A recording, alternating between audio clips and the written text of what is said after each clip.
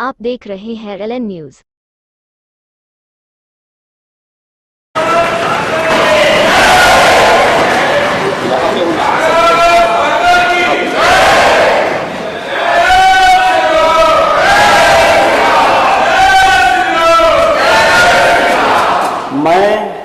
मैं आदित्यनाथ योगी जो विधानसभा का सदस्य निर्वाचित हुआ हूं, ईश्वर की शपथ लेता हूं कि मैं विधि द्वारा स्थापित भारत के संविधान के प्रति सच्ची श्रद्धा और निष्ठा रखूंगा।